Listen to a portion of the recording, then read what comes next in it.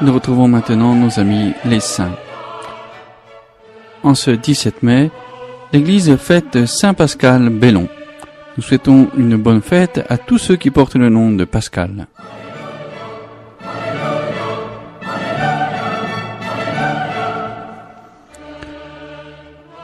Pascal naquit en 1540 en Espagne, dans une famille très pauvre, mais profondément chrétienne. Il fut placé chez des fermiers dont il garda le troupeau jusqu'à l'âge de 20 ans environ.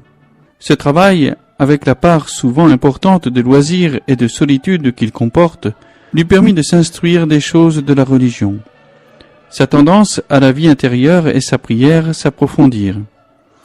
Il sut découvrir aussi, dans le silence, la présence de Dieu dans la nature. Déjà, il était acquis à la dévotion au Saint-Sacrement. Lorsqu'il entendait la cloche du couvent voisin sonner l'élévation, il se prosternait.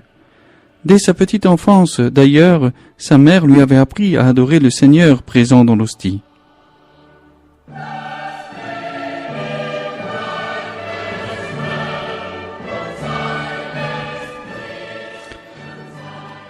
Il entendit l'appel à la vie religieuse. On nous dit que sa première demande fut refusée à cause de son allure un peu gauche et de son accoutrement bizarre. Malgré tout, quelque temps après, il fut reçu dans un couvent de franciscains dont la porte lui avait d'abord été fermée. Les supérieurs n'auront qu'à se louer de cet humble frère dont on pouvait dire qu'il était aussi dur pour lui-même qu'il se montrait doux et bon pour les autres.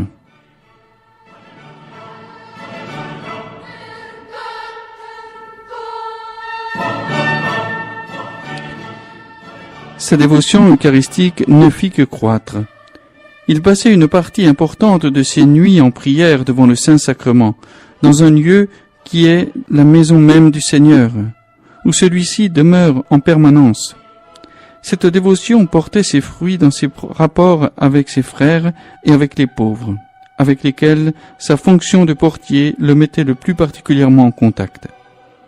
C'est au cours d'une célébration eucharistique qu'il eut la révélation de sa mort prochaine.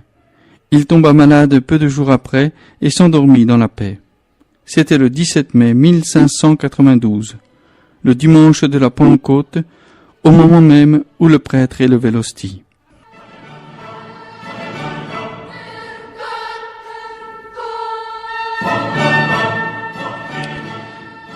Nous disons que le prêtre est l'homme de la parole de Dieu, mais il est aussi le ministre des sacrements, de l'Eucharistie en particulier.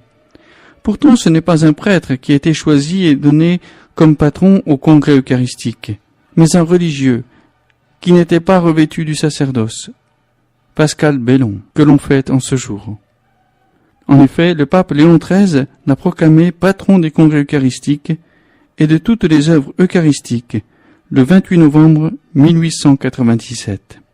L'Église nous rappelle ainsi que l'Eucharistie est un trésor qui appartient à tout le peuple de Dieu.